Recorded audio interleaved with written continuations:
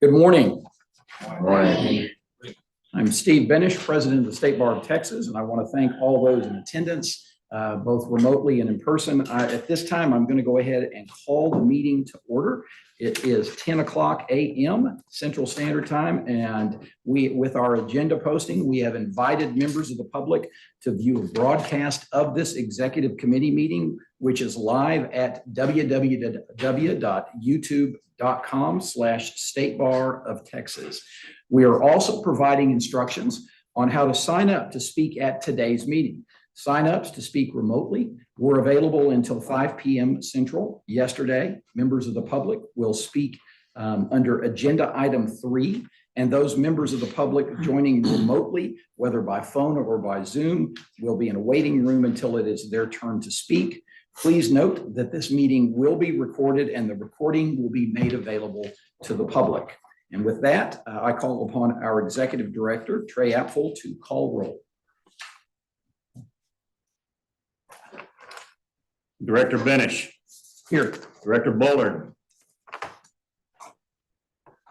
Director Cantu. Here. Director Cochran. Here. Director Harrison. Here. Director Hill has an excused absence. Director Huddleston. Here. Senior Justice Learman. Here. Director Masri. Here. Director Morales. Here. Director Pratt. Here. Director Quadros. Here. Director Sloan has an excused absence. Director Stafford. Here. Director Tisdale. Here. Director Tobin. Here. Director Vargas. Here. Director Wooten. Here. Justice Young. Here. Mr. President, we have a quorum. Thank you very much. At this time, we would like to welcome any members of the public who have signed up to speak, and we have a few. Any member of the public joining us in person who wishes to speak should sign a blue sign-in card that Deputy Director Kaylin Laney has at the far end of the table, and return it to staff. If there is a specific topic of discussion or agenda item you would like to speak on, please list that on the card. If any members of the public have signed up to speak remotely, you will remain in the Zoom waiting room until it is your turn to speak, and I will address you to indicate when you may begin. Each speaker will be given 3 minutes to speak, and we will notify you when your time is complete. And with that, I believe our first public comment is going to be by telephone, and that would be Ms. Sharon Shepard. Ms. Shepard, are you with us?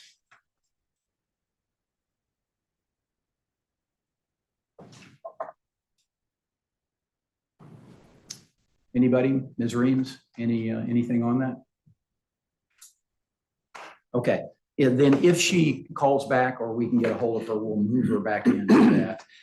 The next is by Zoom, and that will be Sherry Johnston. Ms. Johnston, are you with us?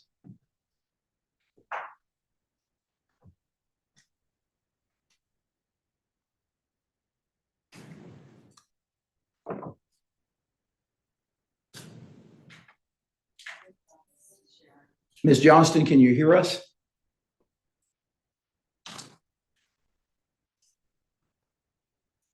If you're muted, can you please double check and make sure you are unmuted? We're not hearing you on this end. Ms. Johnston, can you hear us? Yes, sir, I can hear you fine.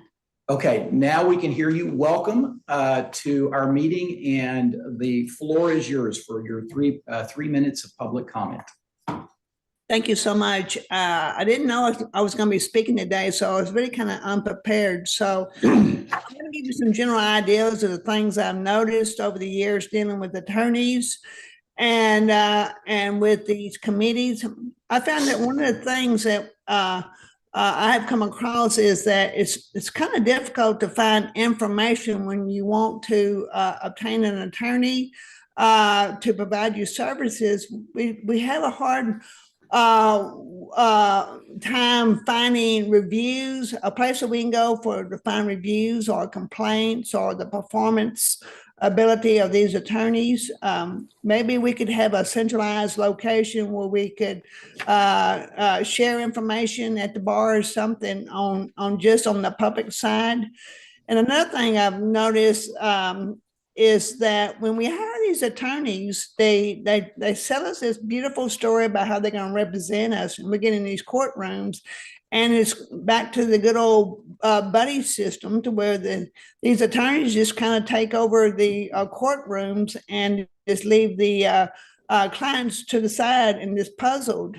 I know that this is a ongoing problem we have in the courtrooms, and so that I just wanted to bring that to your attention. And that and another thing finally is that I've noticed that the attorneys that I've dealt with over the years and I've seen in courtrooms, they do exactly what they want to do, and they're not afraid of getting in trouble or being rebuked or anything like that, because they know when we file these complaints that nothing ever happens to them. And maybe out of the thousands of complaints, maybe one attorney may get disciplined by having to take an extra course or something like of that nature. But there's nothing there to put some sting into these attorneys to encourage them to perform their duty to represent the clients. So I want to thank you for your time, and I'm sorry I wasn't prepared more than what I was, but these are kind of my thoughts for y'all to think about. Thank you very much. Thank you, Ms. Johnston. Appreciate you joining us, and have a great day. You too. Let me circle back around. I believe Sharon Shepard is joining us by phone. Ms. Shepard, you may unmute your phone and begin your comments if you're with us.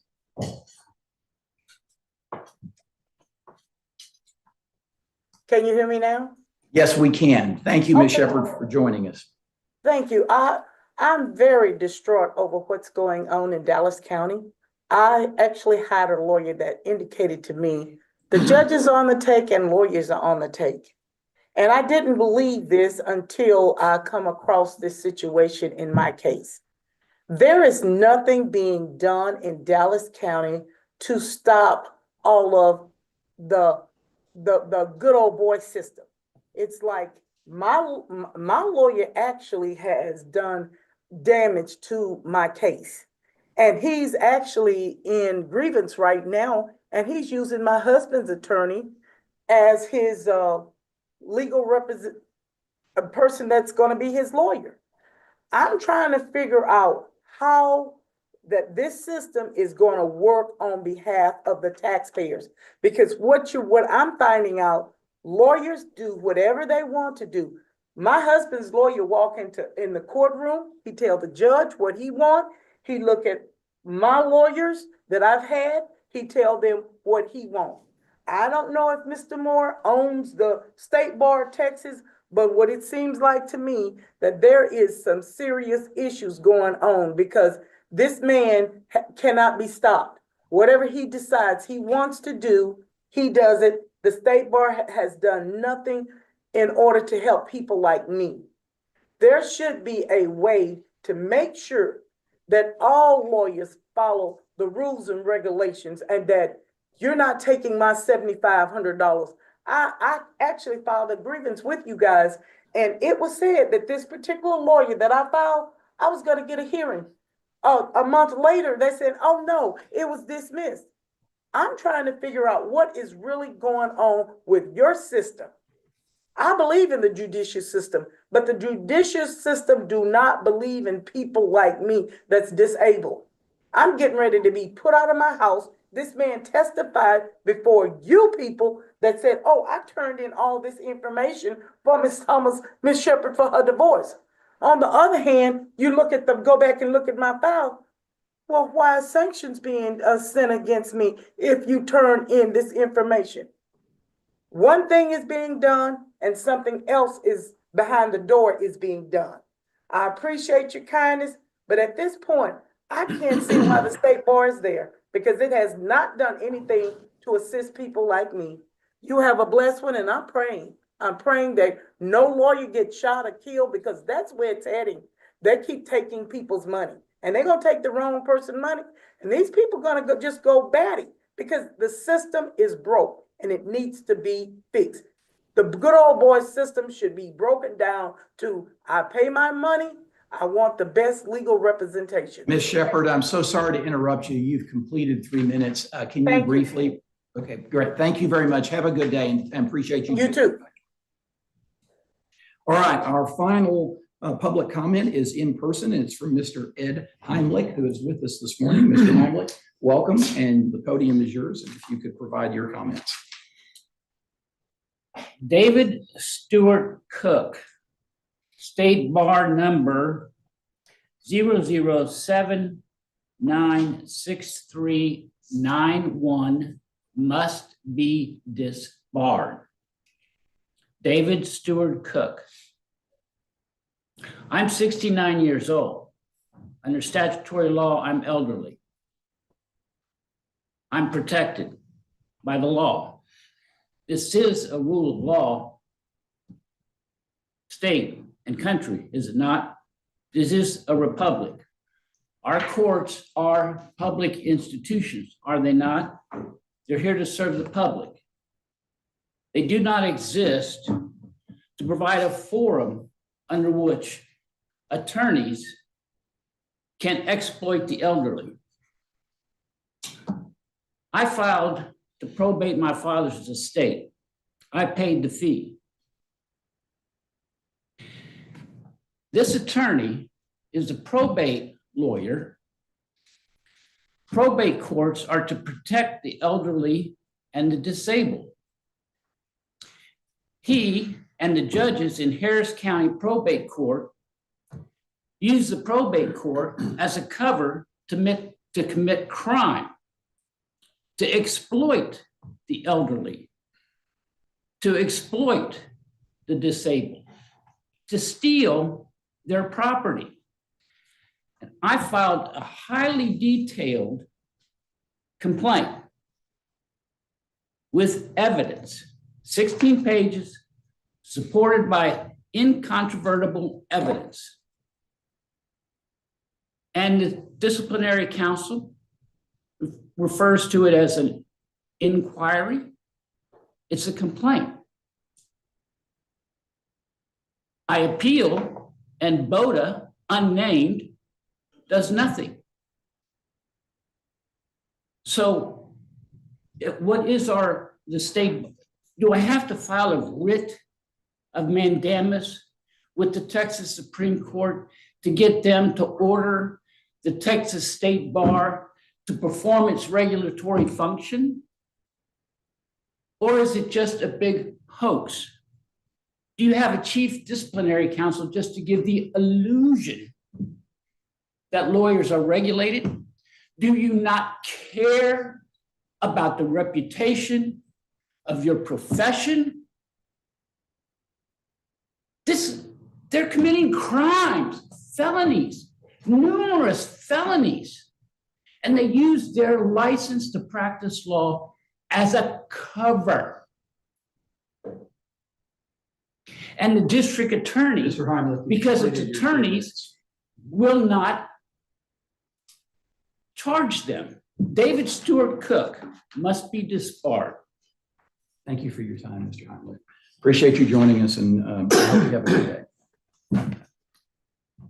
All right, with that, I believe we have now heard from every member of the public who has signed up to speak during, and so the public comment period is closed. For the remainder of the meeting, if there are board members or staff who wish to speak, I ask that you please approach the podium, and I will let you know when it is your turn to speak. With that, we'll now hear from Executive Director Apfel.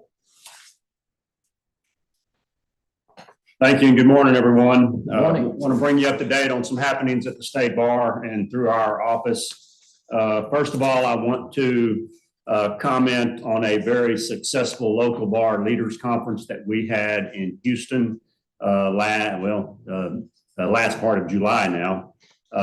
The holding of that conference and the success that it brings helps the State Bar fulfill our statutory duty and obligation to encourage the formation of activities in local bar associations. We had great turnout, great discussion, great engagement along the way, and a special thanks to TYLA and our Texas Access to Justice Commission for partnering with us as co-hosts of that conference.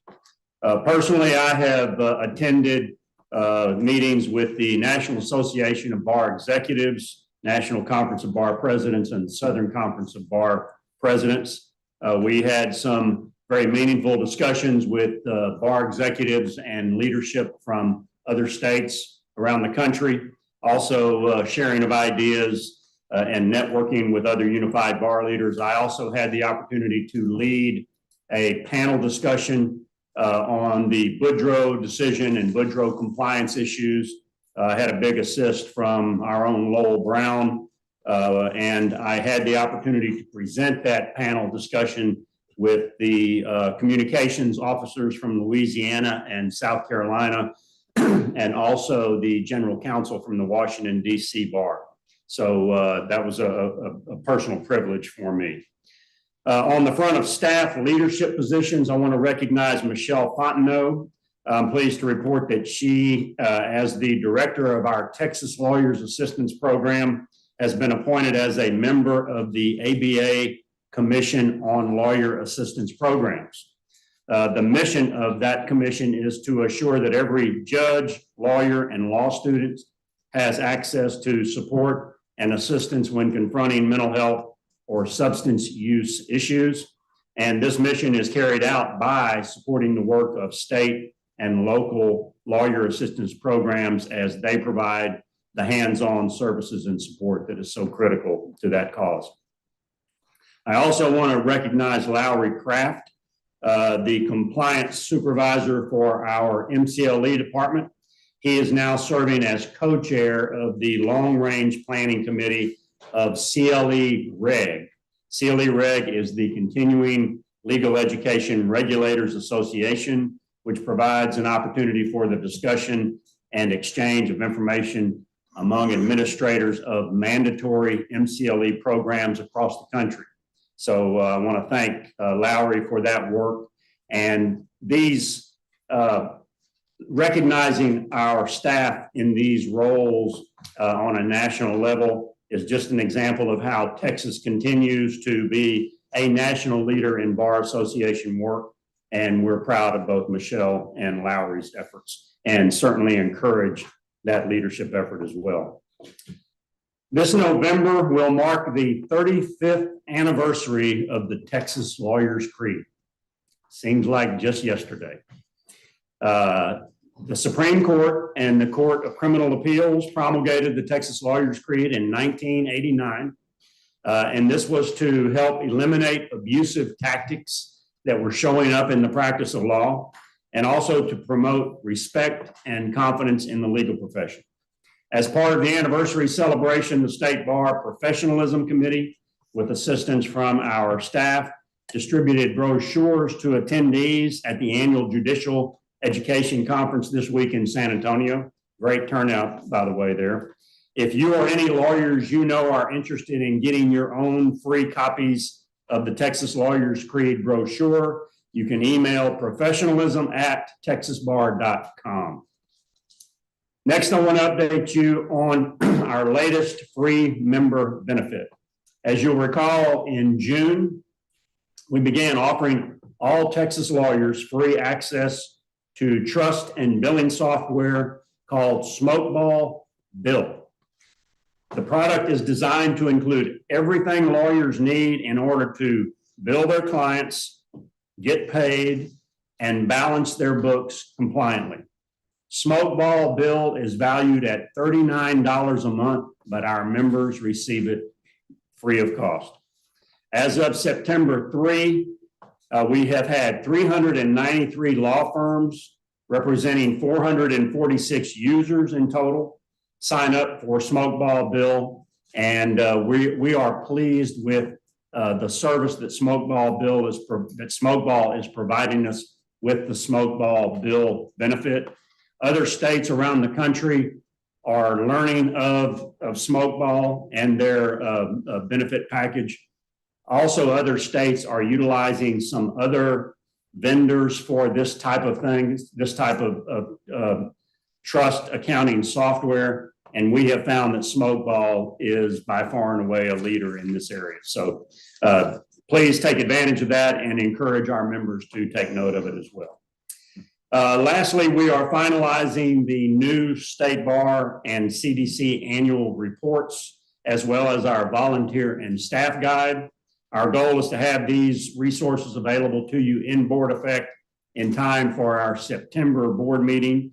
And once they are completed, they will also be made available to the public on the State Bar website. And that, Mr. President, completes my report. Thank you. Thank you very much. Are there any comments from directors in response to Executive Director Apfel's report? All right, with that, we will move to my report, my first report as president. Let me first say I was distressed to look around the room and realize that I'm only one of 2 or 3 lawyers in the room who are actually licensed and practicing law in 1989 when the Texas Lawyers Creed. And also on one further lighter note, I did note that someone without attributing who they are has deposited a Buc-ee's beaver at my waiting for me at my place setting. In the words of Hawkeye from Last of the Mohicans, I will find you no matter how long it takes, no matter how far. So, but thank you for that gift. I would like to move to a more somber topic before a review of some of my travels, and that is many of you, I think, are aware that a beloved former director of the State Bar Board of Directors, Lucy Forbes, passed away last week after a valiant 2-year battle with cancer. I wanted to mention that in open session so that we could note our thoughts and prayers not only with her daughter Laura, but with other family members and friends who mourn her passing. She was a warrior. She will be laid to rest this coming Monday and interred this coming Monday down in Houston. My wife and I, Executive Director Apfel, and a number of other members of the staff and bar will be there. I also wanted to mention, to the extent that you find yourselves in Austin this afternoon, that right now the appellate section of the State Bar is holding its annual Advanced Civil Appellate Conference. And at 5:45 this afternoon at the Austin Marriott, the appellate section will award its inaugural honor award named in honor of Lucy Forbes at 5:45. And a number of us from the staff and bar are planning to be over at the Austin Marriott at that time. Again, our thoughts and prayers with Laura and with the family. Rather than go through an extended list of my travels since being sworn in June, it's about 25 or so, and I'm mindful of our time. So let me simply say you can follow. I chronicle my travels, most of them on Facebook, and that's why I do it, so people can see. Someone recently described the role of president in the chronicling of our travels is that little convex, I guess it's a convex mirror at the corner. A parking garage turns so you can see around the corner, that this permits the bar to see around the corner of the other good works of lawyers and non-lawyers around the state. I will say that I've attended events, including national events since June, including the National Conference of Bar Presidents, a number of state bar events, a number of events by sections of the state bar, a number of local bar events. One of the things I'm going to try to do is when I'm traveling, even personally or on business rather than on bar business, is to try to grab a breakfast or lunch or dinner with leaders of the local bars wherever I am. I've had the opportunity to do that twice so far with members of the Amarillo Area Bar Association Board of Directors and the Lubbock Bar as well. I've met with a number of gone to a number of events by affinity bars throughout the state, young lawyer associations throughout the state, a number of affiliated and law-related organizations. I've been to several law schools and spoken at a couple of orientations, and then a number of attorney receptions hosted by law firms. It's been busy, and it's not even gala season yet, but I'm enjoying it, and I very much appreciate the support of President-elect Santos Vargas and immediate past President Cindy Tisdale in connection with those obligations. On to a couple of items I wanted to speak to before I pass the mic. First of all, the solo small firm CLE. The State Bar's free CLE program for solo and small firm practitioners will continue this year in advance of our board meetings. We will host an afternoon of CLE on September 26th in Lubbock. The board's next quarterly meeting will be in Lubbock. And I want to thank publicly Directors Matthew Hill, Chrissy Castle, Lawrence Morales, who's with us this morning, Judge Jerry Bullard, who's at the Judicial Conference in San Antonio. I saw him yesterday, and Chair Paul Stafford, who's with us as well this morning. Will be joining me. I'll be, I guess, speaking as well at this particular CLE on September 26th.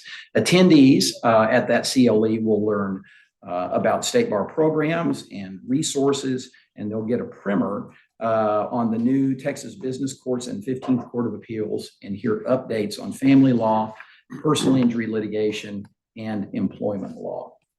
And with that, I believe that we are going to need to move and second to approve the March 21st, 2024 minutes. I want to remind the directors that any director who wishes to move or second the motion, you please need to state your name. And then after the second, I will ask if there's any discussion. All those who favor a particular motion will say aye, and anyone who's opposed will say nay. So I need a motion at this time to approve the March 21st, 2024 minutes. So moved, Laura Pratt. Thank you. And a second? Brittany Harrison, second. Thank you. The motion was by Laura Pratt. The second was by Brittany Harrison. Is there any discussion? All those in favor say aye. Aye. Any opposed say nay. The motion carries. Great, thank you. At this time, we're going to receive an update on the Building Planning Committee, and Executive Director Apfel is going to deliver that report. Thank you, President Benish. Sylvia Brune IV could not join us this morning, so I'm going to pinch hit for her this morning. I want to give you an update of where we are with development of the 1415 Lavaca building, and we have a short report. So we're continuing to work on pre-construction activities right now. Staff is dealing with additional details related to the interior design and spatial elements of the interior portion of the building. The architect has completed about 50% of construction documents. The construction documents specify to the construction team exactly how to build the building and what elements go in the design. This includes things like textures, flooring, technical and system components, and many other specific building related details. We are also in the process of obtaining the building permit from the city.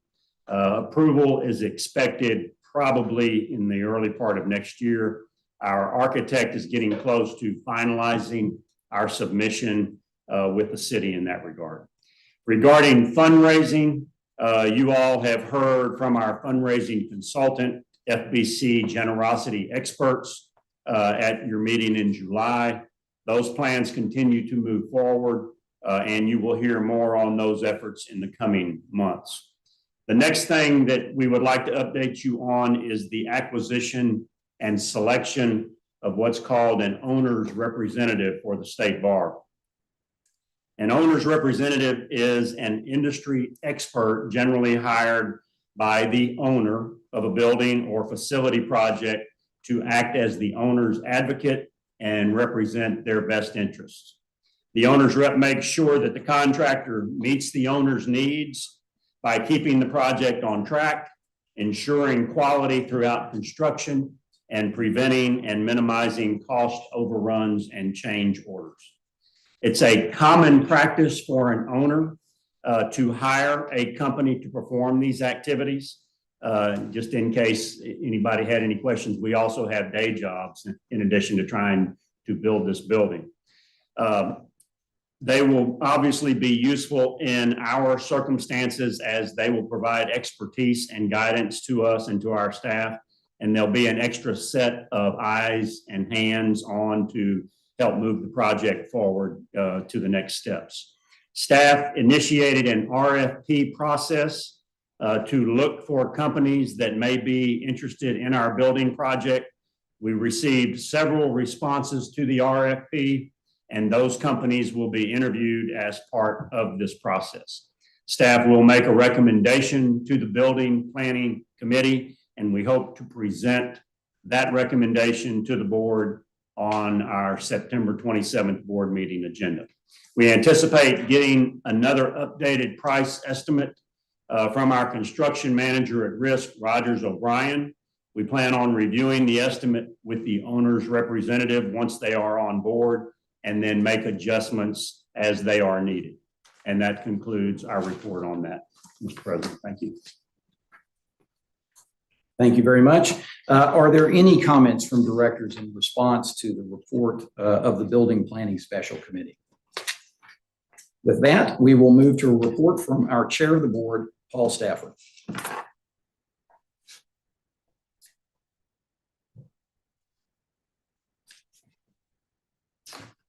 Good morning. Morning.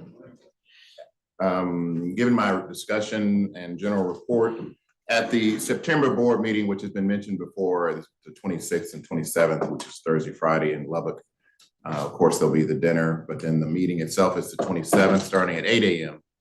And we look forward to introducing our directors and our attendees to some new communication initiatives.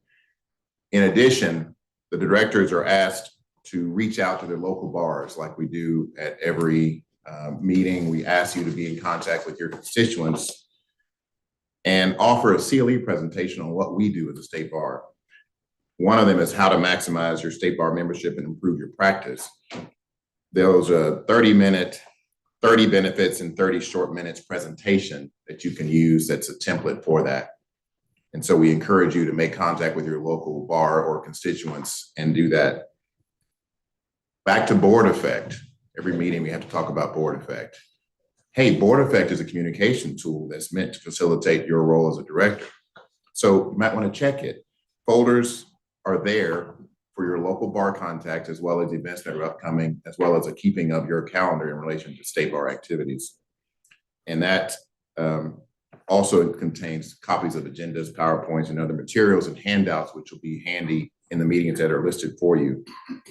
So for board effect, remember, it's designed to try to be more efficient and promote the reduction of printing costs, among other things. But we want you to have a single place that's a secure online platform in order to access your State Bar information and your agenda. So please, as a duty of fulfilling your board of director spot, please check board effect. RSVP, please, to the meetings that are listed for you. Not a lecture, simply a suggestion, very strong suggestion. And we appreciate it, and I'm sure the State Bar staff appreciates it through the portal. Also, at the September board meeting, we'll be soliciting for candidates for the 2025 chair of the board, and that is open to second-year directors.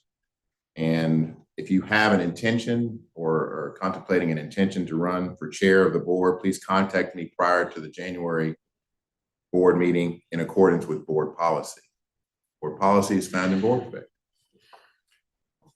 And with that, thus endeth my report. Chair Staff, thank you very much. Chair Stafford will have a motion for us just in a moment, but before that, let me make sure, see if there are any comments from directors with regard to Chair Stafford's general report. With that, I yield the podium for a motion. Thank you. In terms of action, we're going to consider and discuss the approval of referral of the Texas Supreme Court's preliminary approval of rules governing licensed legal paraprofessionals and licensed court access assistants to the administration committee. This has been decided to be an administration committee for consideration and possible comments as requested by the court, and to be reported to and considered by the State Bar Board at its next meeting, the September meeting. Just for a little background, on August 6, 2024, the Texas Supreme Court issued an order titled Preliminary Approval of Rules Governing Licensed Legal Paraprofessionals and Licensed Court Access Assistants. We will be hearing a report from our administration committee shortly about the contents of that order. The administration committee visited about it August 7th, the day after the order. A call I joined, and then we met again a week later, August 13th, to discuss the preliminary order and the court's request for feedback. I'm sorry, who was that on that meeting? The administration committee members. Because our next board meeting is September the 27th and the deadline to provide feedback is November the 1st pursuant to the court's order, we will want to make sure at the time of the meeting that we provide as much time for feedback or for discussing the preliminary order as possible. In that pursuit, I'd like to make a motion or move that the administration committee assist our board with this project, assigning this task of continuing to review the preliminary order and preparing a report to the board of directors on September 27th, and to offer any recommendations for possible comments to the court. Great. Thank you very much, Chair Stafford. We have a motion on the table. Oh, I'm sorry. Go ahead. Okay. And so in furtherance of that, I move that the executive committee approve the referral of the Texas Supreme Court's preliminary approval of rules governing licensed legal professionals and licensed court access assistants to the administration committee for consideration of possible comments as requested by the court, and to make a report regarding the same to the State Bar Board of Directors on September 27th at its meeting. So moved. Thank you, Chair Stafford. There's a motion on the table. Is there a second? Lawrence Brown, second. All right, thank you. Any discussion from directors before we take action on the motion? Hearing none, all in favor, please say aye. Aye. Any opposed, say nay. With that, the motion carries. Thank you. Appreciate your report. Thank you. Okay, next we're going to hear a report from the President-elect, Santos Vargas.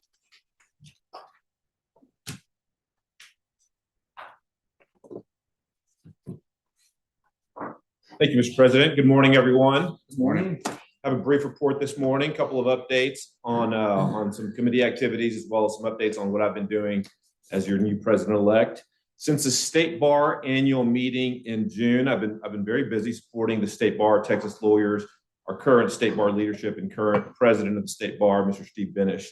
I've recently spoken at the State Bar's committee chair orientation, as well as a budget committee meeting. And the month of July was pretty busy. I attended the Board of Directors retreat and local bar leaders conference in Houston, along with many people here.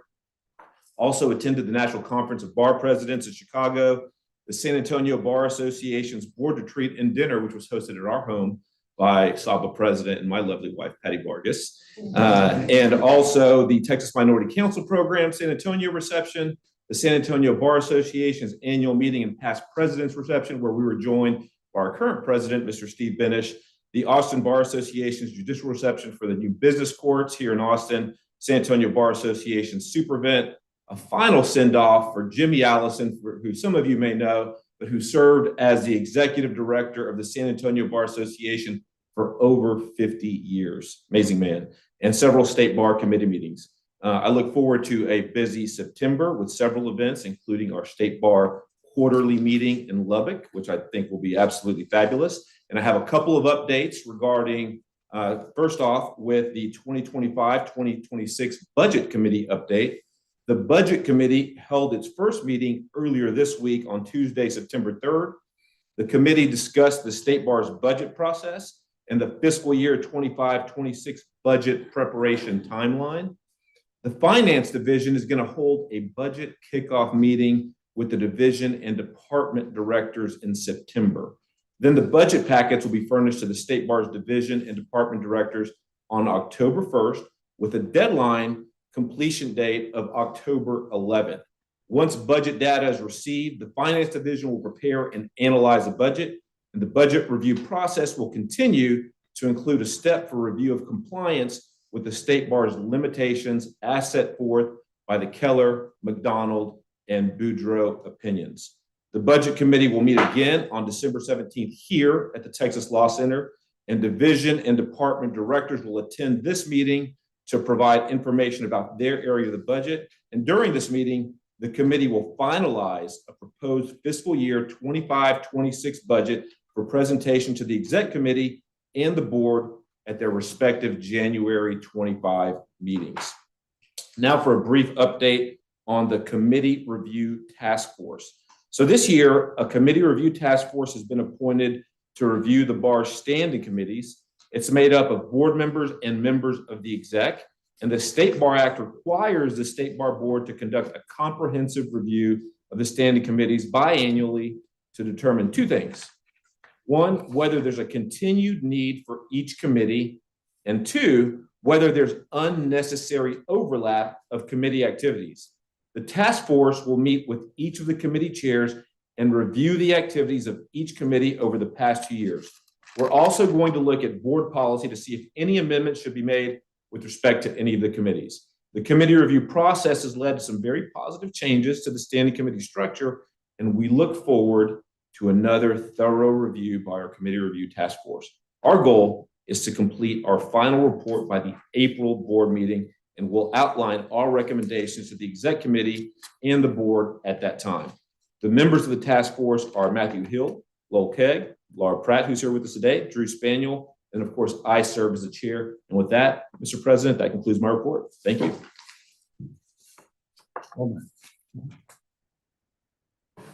Thank you. Any comments from directors in connection with President-elect Vargas's report?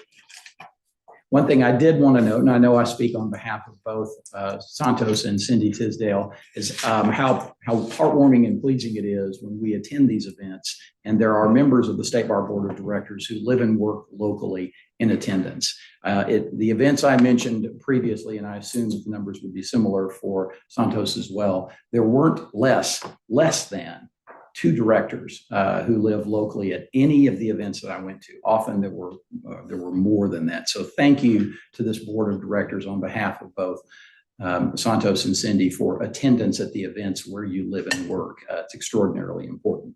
And with that, next up is a report from our immediate past president, Cindy Tisdale. Thank you, Mr. President. Good morning, everyone. Good morning. I know it shocks you, my report is short this year. I know, I'm not going to go through, I attended some of the same things, of course, that President Benish and President-elect Vargas attended. I also continued my Ted Lasso on the road show, including at the Alabama State Bar annual meeting, and was able to meet Brendan Hunt, who played Coach Beard. So that was an amazing thing for me to do.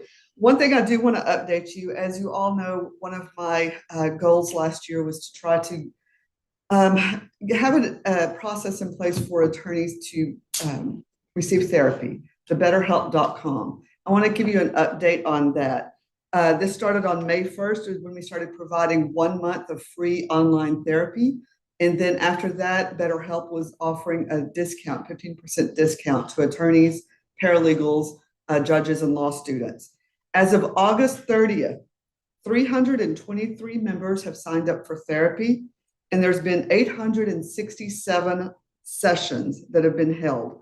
Our members have rated the overall satisfaction with the service of 4.6 out of 5. I consider that a win for 323 of our members who are receiving services now and counseling that was needed. And I'm happy that we're able to provide that to them. Providing therapy to our members allows them to be better lawyers, better judges, take care of their clients better. And so I'm very happy with that. And Mr. President, that's my report. Thank you very much. Are there any comments from directors in connection with the general report from immediate past President Tisdale? Thank you. Then with that, we will have a report from immediate past Chair Kenan Wooten on behalf of the Nominations and Elections Subcommittee. Good morning to all board members, staff, and public members. It's such a privilege to be able to serve as immediate past chair with immediate past president, Cindy Tisdale, leading the Nominations and Elections Subcommittee that works on identifying president-elect candidates. The subcommittee is going to begin its search in short order for the next election cycle. As many or all of you know, this is a small county year. So that means the candidates can come from any counties other than the 5 metropolitan counties. And in case you're wondering what those are, it's Bexar, Dallas, Harris, Tarrant, and Travis. So any other county, we have 254, so there are a lot options. Our subcommittee is going to have our first meeting on September 24th and start looking at individuals to consider in developing the contact list for potential nominees. Anyone who's been involved with this before knows it's a very big, robust list that we look at for identifying potential nominees. And then we reach out to people to see whether they are interested in putting their names in the hat to run. We're going to conduct interviews in December, and then we'll submit 2 names of nominees to the board in January for consideration. Once the board approves those candidates at the January meeting, they can campaign until the end of the election. As a reminder, the campaign timeline has been shortened significantly, and I think that's a good thing. I think others would agree. So instead of having the long period that others have endured in the recent past, 6-month timeframe. A little longer. A little longer. 8 months. It was 8 months. Okay. Okay, long time. That's a School year. very long School time year. for a state. Yeah. So now that's going to be shortened to 3 months of campaigning, which is, I think, a lot better, not only for the candidates, but also for the members of the bar who probably get a little tired of the campaign cycle. So we're also going to be living with changes that were made to the nomination schedule.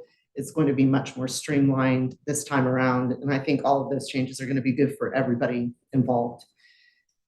Also, 1/3 of our elected directors are in their final year of service on the board, and that means their term is going to end next June.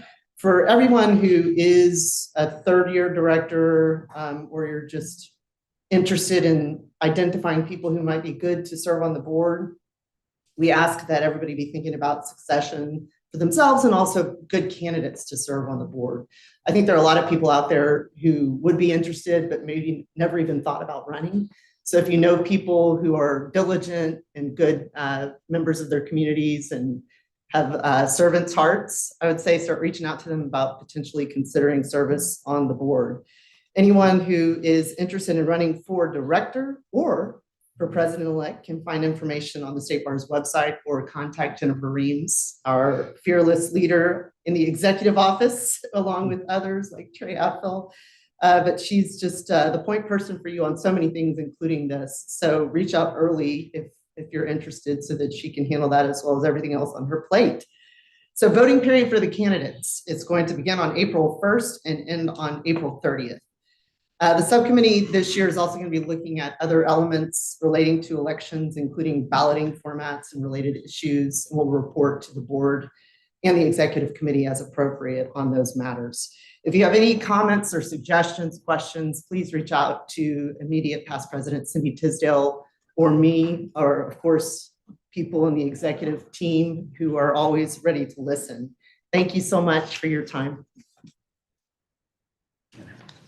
Thank you very much. Are there any comments to the report of immediate past chair Wooten? Thank you very much. Now they shorten it.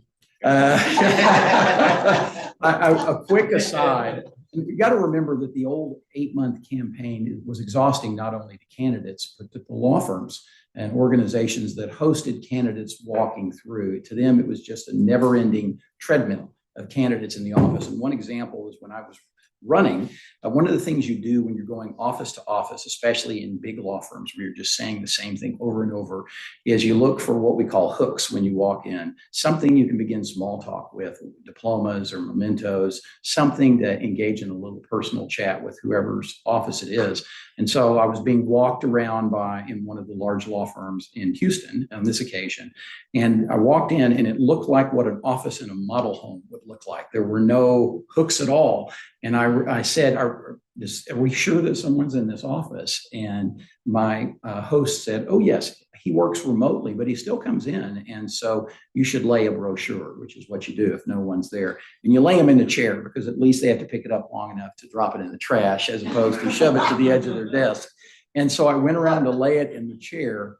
And the only thing in that chair was Cindy Tisdale's brochure from the year before. So I said, if he's coming to work, he's not sitting, he's standing the whole time. With that, we'll go ahead and move to our next report, and that's a report from the chair of the Administration Committee, Director Liz Cantu.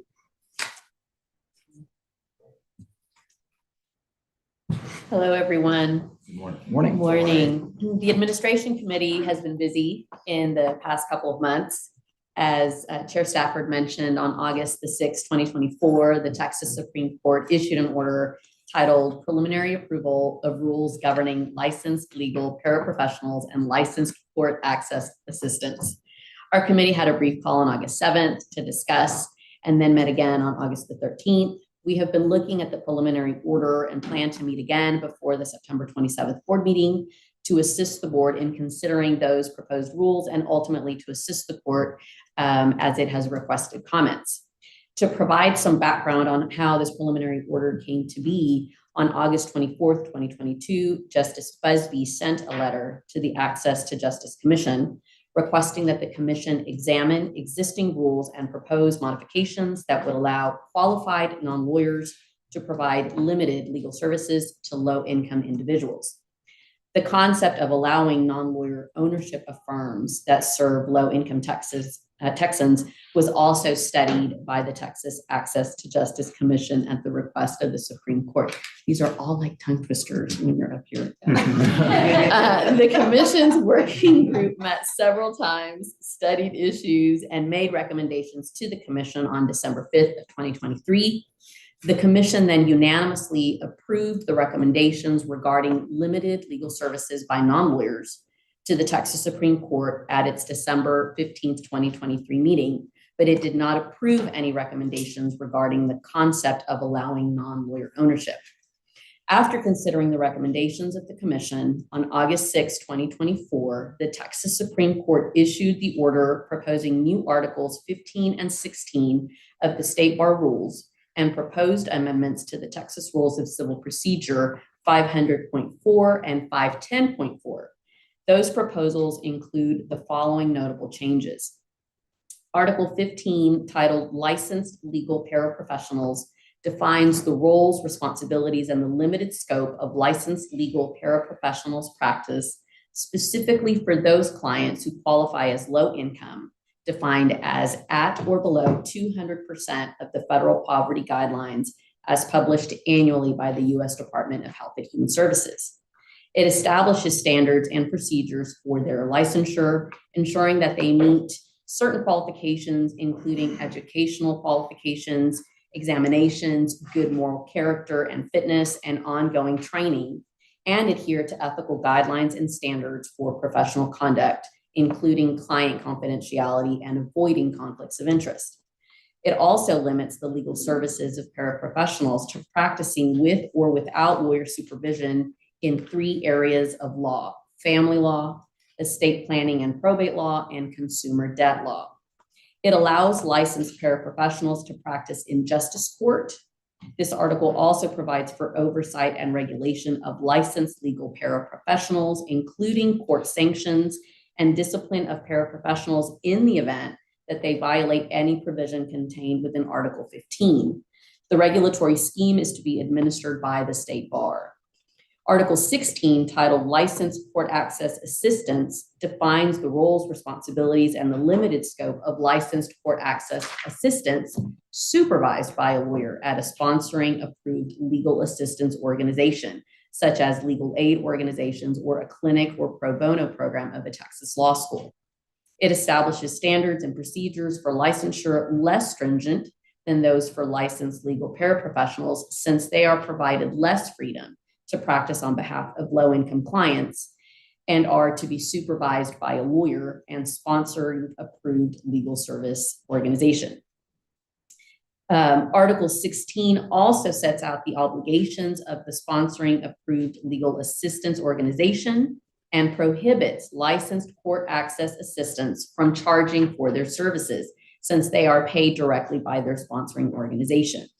The rules of law and evidence relating to privileged communications between lawyer and client also govern communications made or received by a licensed court access assistant and their low-income client. The preliminary order also makes changes to Texas Rules of Civil Procedures as follows. It amends Rule 500.4 regarding representation in justice court cases to allow representation by licensed legal paraprofessionals and licensed court access assistants pursuant to the State Bar rules. It requires the non-attorney to provide notice to the court and all parties as to the scope and limitations of their limited appearance. It amends Rule 510.4 regarding issuance, service, and return of citation to include a sentence informing individuals to consult with amended Rule 500.4 about their rights regarding representation either by themselves, an attorney, or a non-attorney. The Administration Committee has reviewed the proposed rules and accepts the directive you voted on today, and we look forward to providing suggestions or feedback to the State Bar Board of Directors regarding these rules for consideration of possible comments on the proposed rules as requested by the court at the board meeting on September 27th, 2024 in Lubbock. We know that members of this committee may have thoughts about the preliminary order, which is part of your materials today. And we ask that you send thoughts or suggestions you have regarding this to Chris Ritter in our Office of Legal Counsel, so we may take them into consideration as we move forward in our work. Just for your information, the Supreme Court has also requested comments regarding the new and amended rules that they be submitted in writing to the following email: rulescomments@texascourts.gov by November 1st of 2024. Likewise, State Bar members are encouraged to email boardofdirectors@texasbar.com to provide input to the Board of Directors, and the State Bar will share all comments it receives from members with the Supreme Court. Thank you for your time. This concludes my report. Thank you. Are there any comments from directors to the report of Director Cantu? Thank you very much.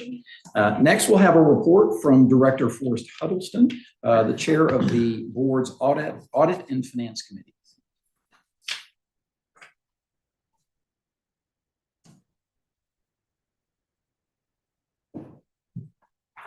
Thank you so much.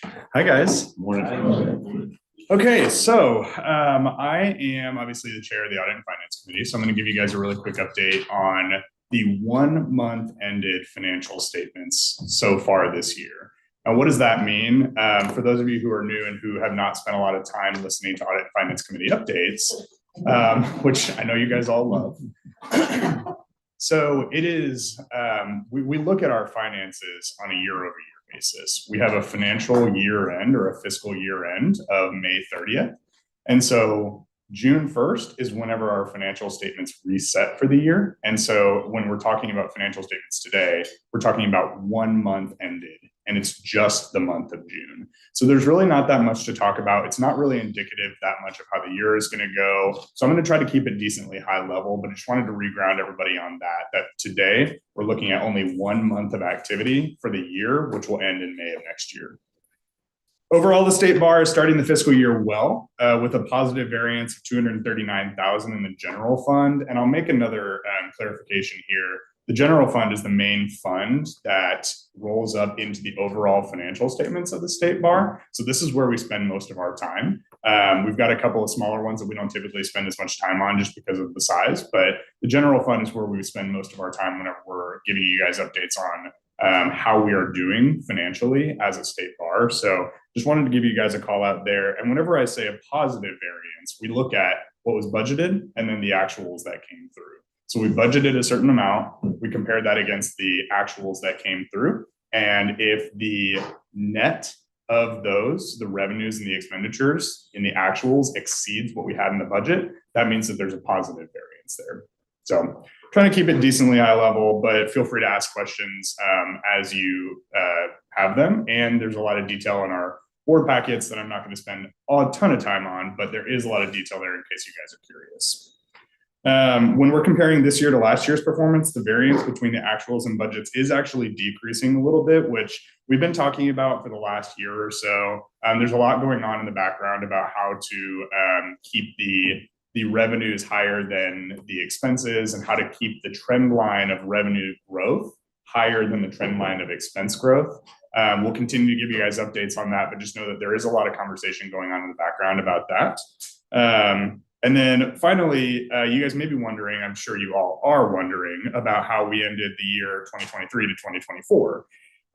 We ended it with approximately 49 million in revenues and 45 million in expenditures, which is better than we expected, meaning we had a positive variance there. The trend of expenditures, like I said, that growth is outpacing revenue growth. But like I said, a lot of conversation going on in the background, so we'll keep you guys updated on that as there is more discussion. Real quick, there are a couple of financial audits and internal audits that are being done. The results of both of those will be presented during our January 2025 board meeting. We will be discussing the results of the financial audit that Weaver is currently going through. Typically, we end up with a very positive opinion. We expect the same thing this year because the staff does an excellent job of reporting correctly, abiding by internal controls that we have in place. And so I don't expect anything else besides a clean opinion again this year, similar to what we have in the past. And then the upcoming internal audits, I know I mentioned this in June, but we're going to have a couple of internal audits and advisory reviews that we agreed upon as part of the risk assessment within our 5-year plan. Those this year are going to be human resources, which we're doing a consulting and advisory engagement on, the information technology section, which is a full audit, and then the Public Funds Investment Act, which is standard and also an audit for this year as well. The auditors will report the results of the review to the Audit and Finance Committee, and then ultimately the Board of Directors at the January board meeting, like I said. That's all I have, unless you guys have any additional questions. Let me get up and ask for that real quickly. Are there any, don't walk away. Okay. Are there any,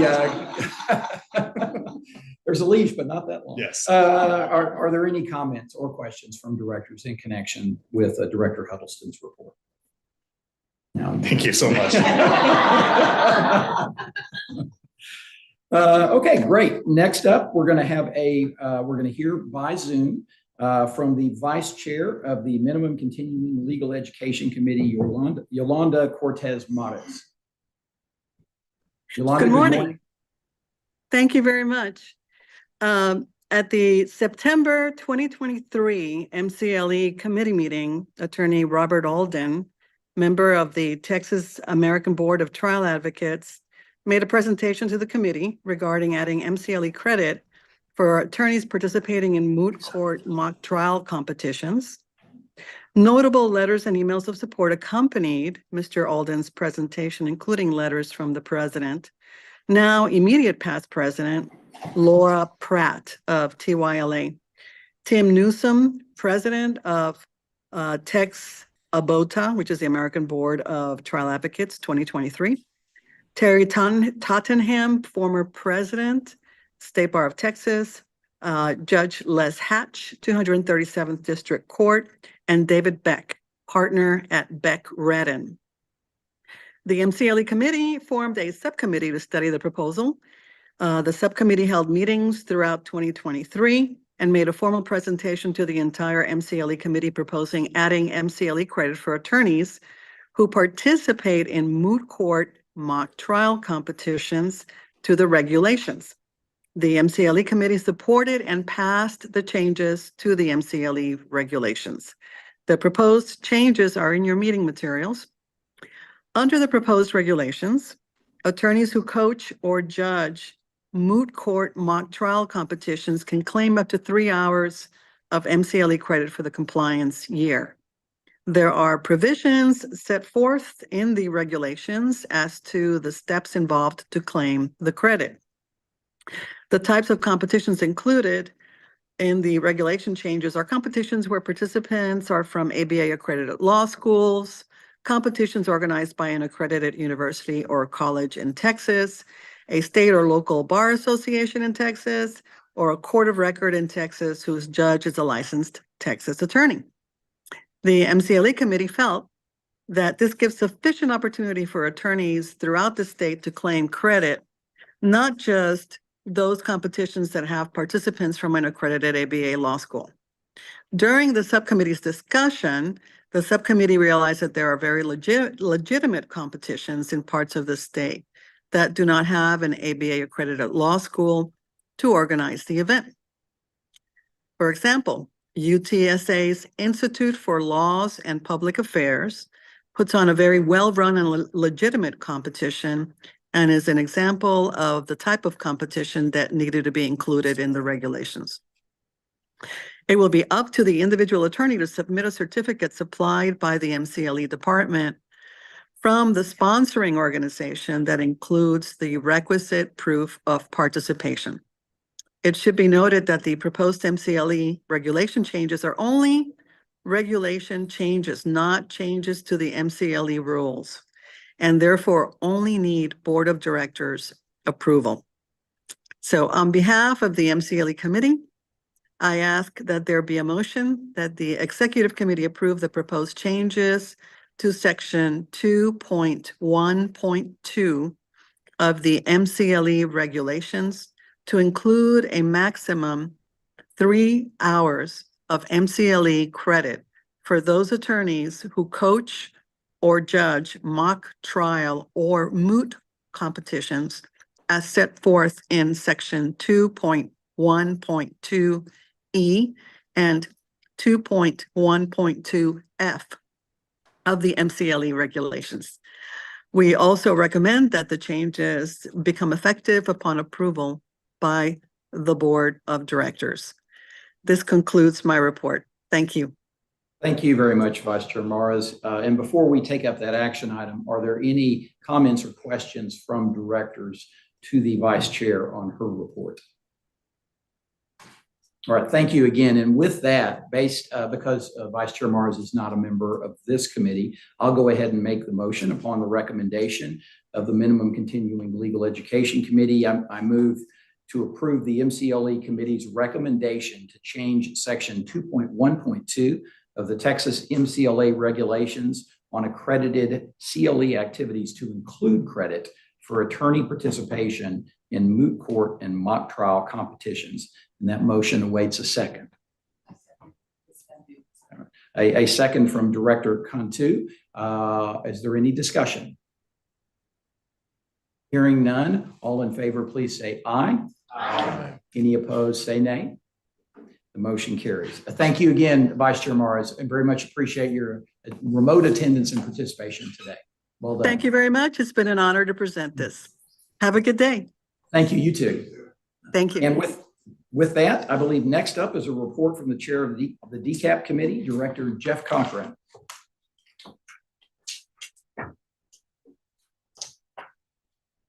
Good morning. Morning. We just wanted to give you a quick status update on the proposed rules that were recently put up for a vote to the State Bar membership in April. You may recall that the State Bar conducted a rules referendum on 12 ballot items. 11 of them pertain to the Texas disciplinary rules of professional conduct, and one of them pertained to the Texas rules of disciplinary procedure. The actual procedure for amending rules is stated in the State Bar Act, and it lays out a process that includes lots of opportunities for providing input. The CDRR, the Committee on Disciplinary Rules and Referenda, developed proposals and submitted them to the board for consideration. As was reported to the board in our June meeting, all 12 proposals were approved by the State Bar membership. The State Bar submitted a petition to the Supreme Court shortly after the vote, and the bar presented the results to the Supreme Court on May 6th. I believe it was on August 27th, the Supreme Court issued an order adopting and approving 9 of the proposed amendments and rejecting 3 of the proposed amendments. The ones that were rejected were Rule 1 pertaining to terminology, and 2 proposals that dealt with the remote practice of law, Rule 805 and Rule 806. The effective date for these proposed amendments is October 1st of this year. The State Bar disseminated information to our board and to the membership via email from Trey on August 28th. And otherwise, there haven't been any proposed rules that have come to the DCAP committee this year. But of course, we'll update this committee and the board if that should occur. There aren't any plans for another referendum in the immediate future. Concludes my report. Thank you very much. With that, are there any any comments or questions from directors for Director Cochran? All right, great. Thank you. Good job. Well done. Next, we're going to hear by Zoom, hopefully, from Director Judge Jerry Bullard, who is the section representative to the board. Judge, welcome. Thank you, Mr. President. Can you all hear me? We can, yes. Awesome. I'm not as technologically challenged as I thought. So, thank you for allowing me to present remotely. We're down here, our business court judges are working together to try to get our courts up and going, or the court up and going in an expeditious manner. And so thank you for allowing me to provide my section report remotely. Our sections are as busy as they always have been and probably always will be. The sections had their new officer orientation on Monday, August 26th, where we had incoming chairs and treasurers and others who chose to attend. Were able to get us a little bit of orientation as about what their roles will be in the upcoming year. A few section member stats. There are 44,684 lawyers in Texas who are members of a section. That is 39% of all active lawyers in the state. Over the last 10 years, there's been an 11.9% increase in the number of lawyers who joined a section. So we've got quite a bit of an increase over the last few years of lawyers participating in one or more sections. Of the 44,684 lawyers who are section members, 22,761 belong to only one section, 12,871 belong to two sections, 5,246 belong to three sections, and 3,806 lawyers belong to four or more sections. So because attorneys can belong to multiple sections at the end of the bar year, the total membership for all sections was 89,545, which is a 2.5% increase since our last meeting. Section CLEs, our sections continue to provide excellent content for our bar members. At the State Bar annual meeting, sections were responsible for creating 78.5 hours of CLE programming, including 22 hours of ethics credit. And throughout the past bar year, that is 2023, 2024, sections are responsible for creating over 199 hours of CLE programming, including 54 hours of ethics credit. So that concludes my report, short and sweet and to the point, and I'm happy to field any questions if there are any. Are there any questions or comments for Judge Bullard? All right, thank you. And again, Jerry, on behalf of the board, our congratulations on your ascension to the bench. Thank you very much. I'm still getting used to that title, and I don't know that I ever will, but thank you for that. I am excited. In a couple of weeks, I'll be heading up to Dallas. There's going to be a ceremonial investiture of all the business court judges at Texas A&M Law School, and looking forward to that. And that's the first time I've ever uttered the words Texas A&M without hearing something following it. So let me try that again. Texas A&M? Okay, all right, there we go. We were going to let you make it this time. Thanks again. Next, we're going to hear from our Supreme Court liaison, Senior Justice Deborah Lehrman. Justice Lehrman, welcome. Thank you so much, President. As always, I want to begin by thanking you all on behalf of the court. We are all so very, very thankful for all that you do as volunteers. We know how much time you spend on this very important work affecting the third branch of government, and it affects not just our profession, but our entire state. So thank you for that. Also, of course, to the staff. We have one of the best staffs in the world. I know, I have done a survey, and we really do appreciate you very much. I also want to give special thanks to my co-deputy, I guess we call you, Justice Evan Young. He's a delight to work with and really appreciate him very, very much. I want to start out by saying, unfortunately, I think that Justice Young and I, neither one are perhaps going to be able to be at the Lubbock meeting. I'm trying to kind of move things around so that maybe I can, and I'm going to maybe talk to Trey and see if we can work something out. But in any event, we will have Justice Busby, who will be present to discuss some of the issues that people may have having to do with the paraprofessionals. So we'll kind of keep you posted on that. We started our new term this month, just a few days ago, and our law clerks began September 3rd, and we will have our oral arguments starting next Tuesday. A little bit about the business courts, as our own Judge Bullard just talked about. As you all know, from Fort Worth, he was appointed.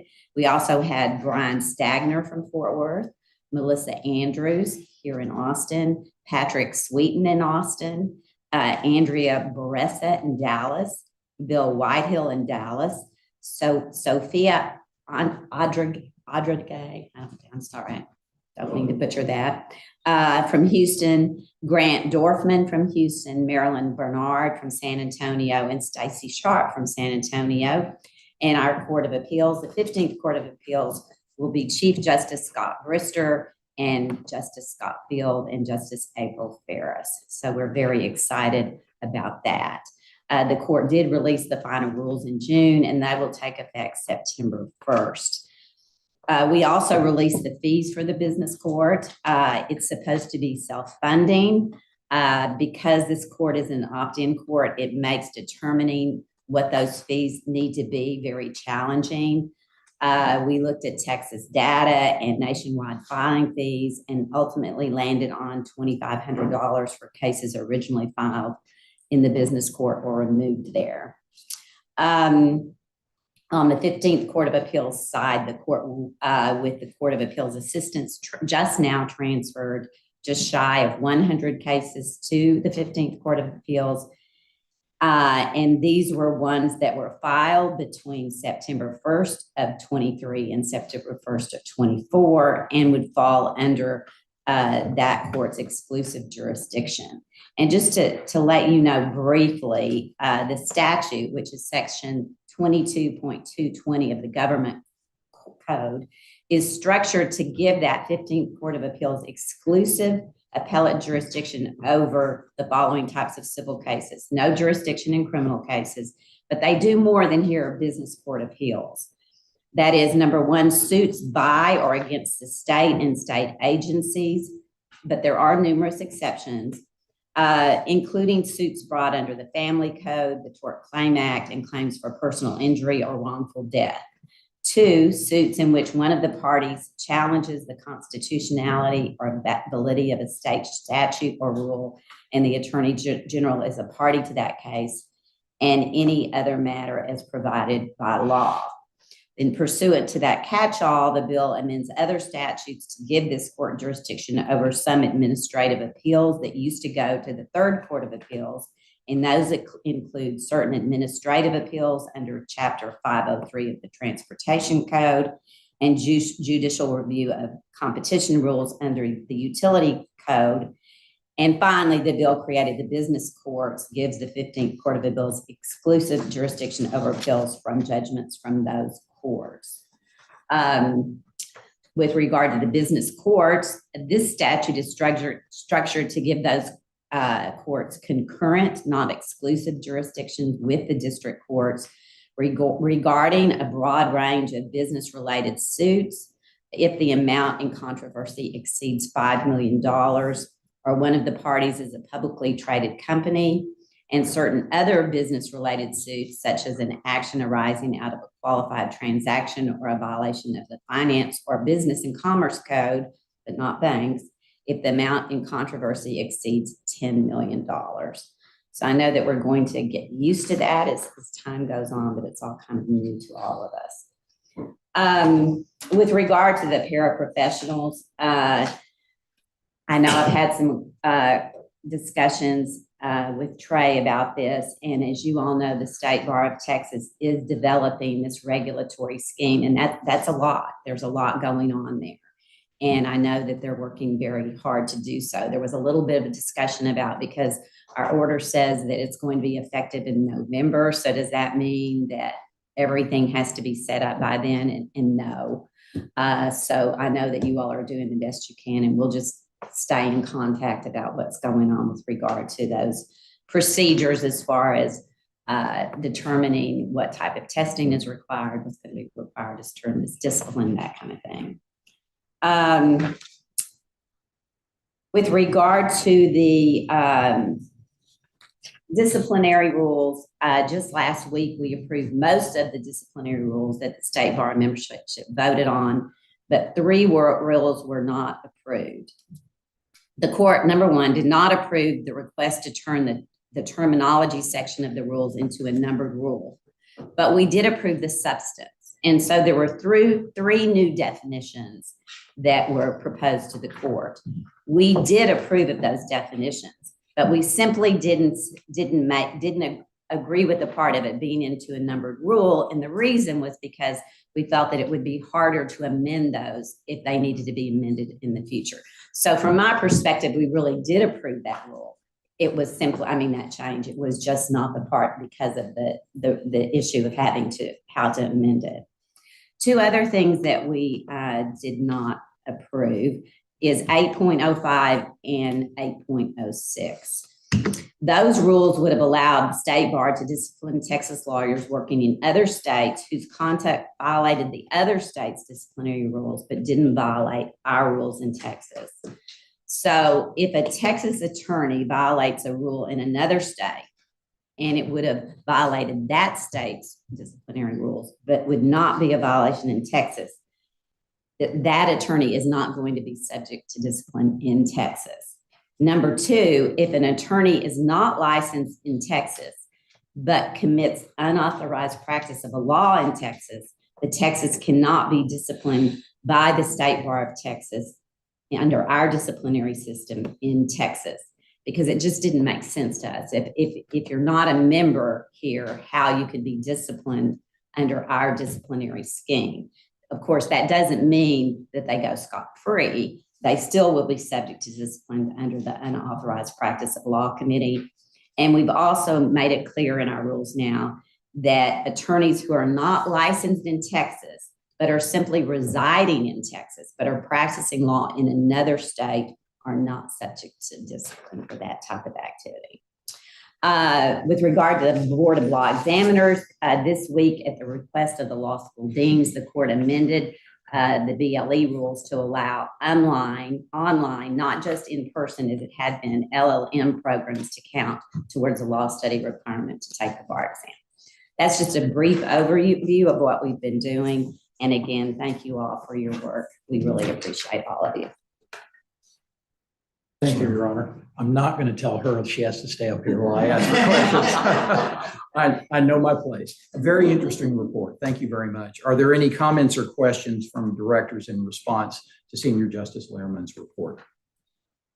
Hearing none, then we will call upon the president of the Texas Young Lawyers Association, Hisham Masri, for his report. Welcome. Mr. President. Howdy, y'all. Howdy. Howdy. Great to be here. I really am privileged to be amongst y'all. So many great leaders, several past T. Wiley presidents in the room. I'm going to be brief. I know there's not a lot of items before lunch, and so I don't want to be one of those items. So we're going to try to move this around quickly. I'm just going to briefly discuss what T. Wiley has been up to since the beginning of this bar year and what our plans are for the next quarter. So we'll start with our national trial competition. That is up and going and on its way.